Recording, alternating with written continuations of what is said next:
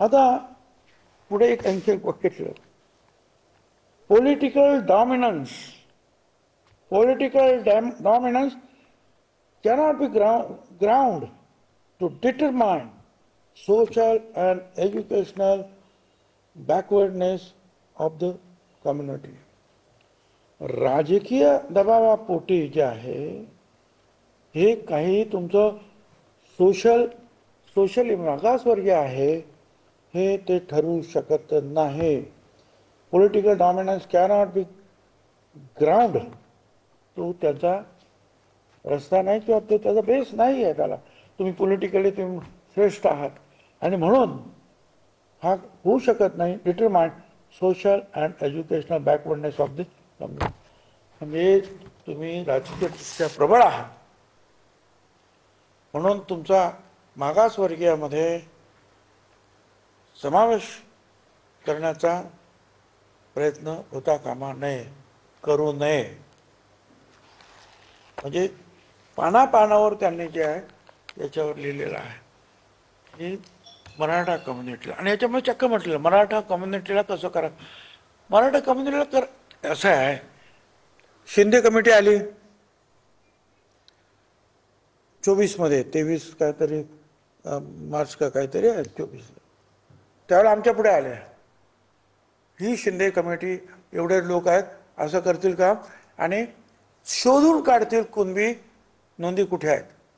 मग त्यांनी जे आहेत काही लाख डॉक्युमेंट शोधले, नोंदी शोधल्या आणि काही लाख म्हणजे 2 लाखापेक्षा जास्त कुणबी सर्टिफिकेट दिले म्हणजे ओबीसी झाले. आणि हे काम त्यांना 2 ते 3 वेळा एक्सटेन्शन देण्यात आलं शिंदे कमिटीला, आपल्याला माहिती आहे. आणि ते काम संपलं आणि तो अहवाल त्याने मंत्रिमंडळात सादर केला. तो अहवाल मंत्रिमंडळाने स्वीकृत केला. म्हणजे आता शिंदे कमिटीचं काम तसं संपलं. आणि 2 वर्ष एवढी सगळी मंडळी जी आहेत ते त्या हैदराबाद, तेलंगण तिकडे सगळीकडे जाऊन शोधत होते काय काय आहे ते. मग आता हैदराबादचं काय आहे, आता एवढं सगळं केल्यानंतर हैदराबाद येतच कुठून. आता कशासाठी आलं तर त्यांनी सांगितल्याप्रमाणे कुणबी नोंदी शोधायचं काम. आता ज्यांना मिळाल्या नाहीत कुणबी नोंदी त्यांच्यासाठी जे मराठा आहेत त्यांच्यासाठी हा नवीन रास्ता शोधलेला आहे असं आमचं म्हणणं आहे.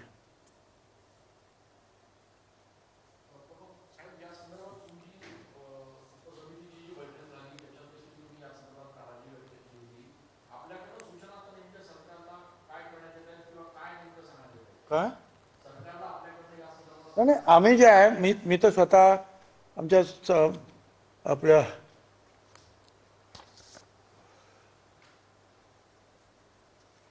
आम्ही त्यांना ते पत्र दिलेलं आहे का, त्याच्यातलं त्याला ते वकिलांनी टाईप केलेलं इंग्रजी आहे, ते सगळं वाचत बसण्यापेक्षा त्यात आम्ही म्हटलेलं आहे की तुम्ही ज्या आज 2 सप्टेंबरला GR काढलेला आहे शासन निर्णय, ते मराठा समाजासाठी वगैरे वगैरे,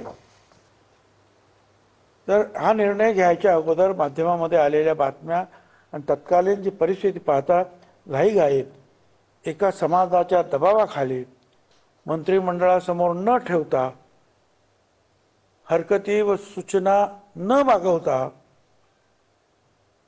शिवाय इतर मागासवर्गीय समाजाच्या विरोधाकडे दुर्लक्ष करून हा शासन निर्णय काढण्यात आलेला आहे.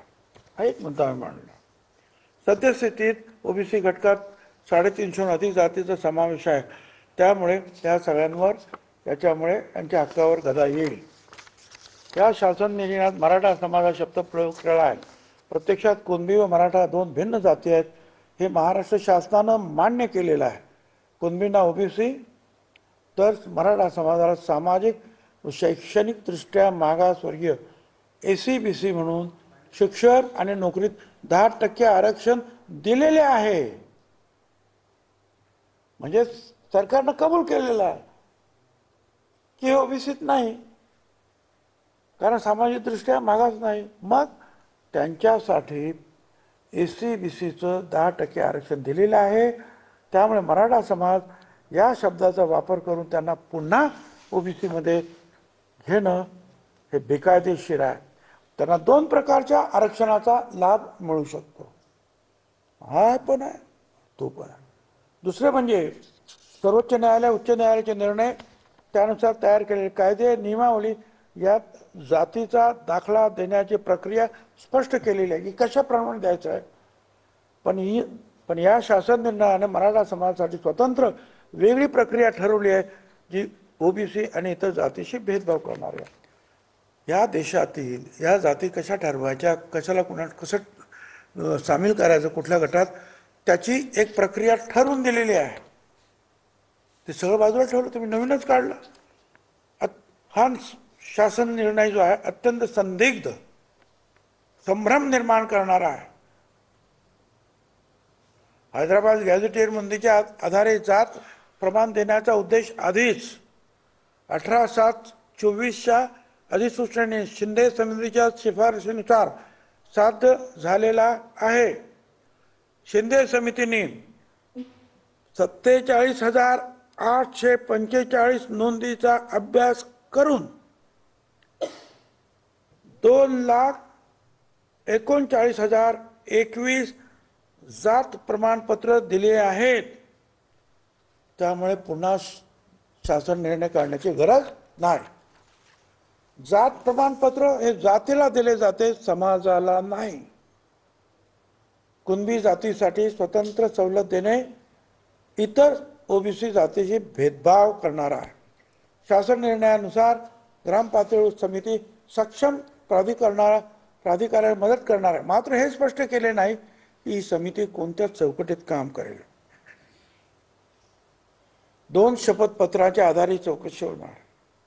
अर्जदाराने दिलेले शपथपत्र पूर्वज 13 ऑक्टोबर 67 रोजी तिथे राहत होते. त्यांच्याकडे जमीन नाही. त्याच गावातील कुळातील अशा व्यक्तीचे शपथपत्र ज्याला कुणबी जात प्रमाणपत्र मिळालेले आहे, यावरून चौकशी करून जात प्रमाणपत्र दिले जाईल. पण अशा शपथपत्रावर आधारित चौकशी वैध ठरू शकत नाही. शिवाय 2012ला हे नियम केलेले आहेत.